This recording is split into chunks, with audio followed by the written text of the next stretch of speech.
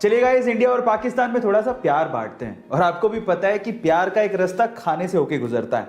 तो चलो इसी से रिलेटेड मैं आपको इंडिया और पाकिस्तान के कुछ इंटरेस्टिंग फैक्ट्स बताता हूं। नंबर 1, क्या आपको पता है कि इंडिया की नेशनल मिठाई यानी कि स्वीट कौन सी है?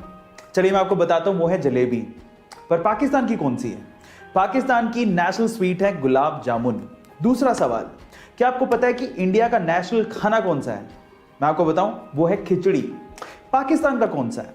पाकिस्तान का नेशनल खाना है निहारी।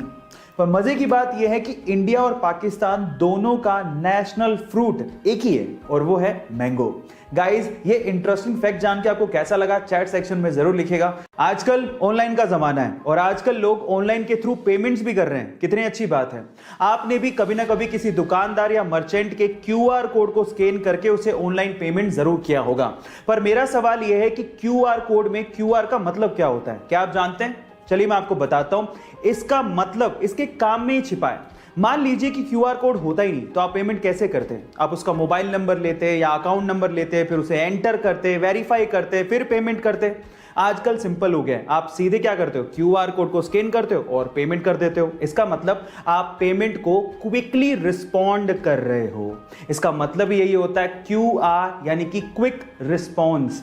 अक्सर हाईवेज पर ही गाड़ियों के टायर फटने की घटनाएं सबसे ज्यादा होती है, पर सवाल यह है कि ऐसा होता क्यों है? तो चलिए मैं आपको बताता हूं। एक्चुअली इंटरनेशनल स्टैंडर्ड्स के हिसाब से गाड़ियों के टायर्स में 25 psi से ज्यादा प्रेशर की हवा नहीं भरी जानी चाहिए। लेकिन इंडियंस क्या करते हैं, एवरेज को बढ़ाने के लिए और फ्यूल को सेव करने के लिए टायर्स के अंदर 35 से 45 psi की हवा भर लेते हैं।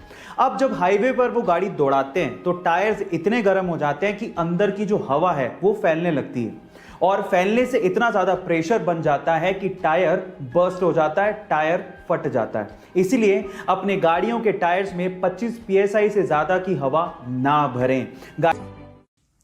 बचपन से ही फुटबॉल को लेके बहुत ज्यादा पैशनेट था। उसका सपना था कि वो प्रोफेशनल फुटबॉल प्लेयर बने। लेकिन वो कहते हैं ना कि किस्मत कोई भी बड़ी चीज इतनी आसानी से नहीं देती। कुछ ऐसा ही हुआ। अचानक से उसे पता लगा कि उसे ग्रोथ हार्मोन डेफिशिएंसी है।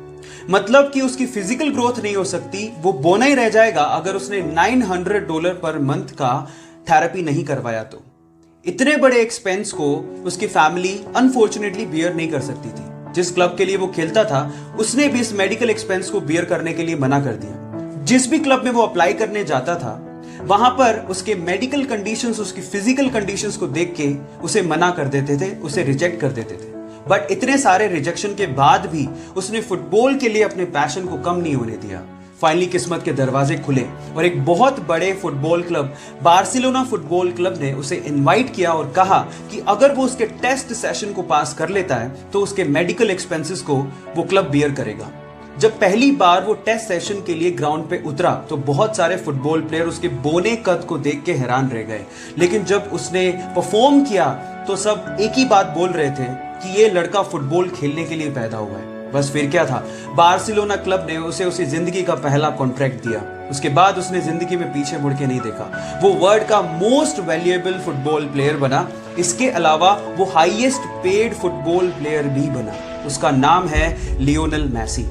गाइज, एक बार किसी रिपोर्टर ने उससे पूछा कि उसकी ओवरनाइट सक्सेस का राज क्या है, तो उसका जवाब आप लोगों को सुनना चाहिए। उसने कहा कि इस ओवरनाइट सक्सेस के पीछे 17 साल 114 दिन की कड़ी मेहनत है। उसके बाद वो यहां तक पहुंचा। सो गाइज, इसीलिए कहते हैं कि सक्सेस ओवरनाइट नहीं मिलती। उसके लिए आपको कड़ी मेहनत, बहुत ज्यादा हार्ड वर्क, पैशन के साथ करना पड़ता है, पेशेंस रखने पड़ते हैं। और अगर आप में वो पेशेंस हैं तो आप भी रिकॉर्ड तोड़ ही दोगे। So guys, stay motivated, focus कीजिए।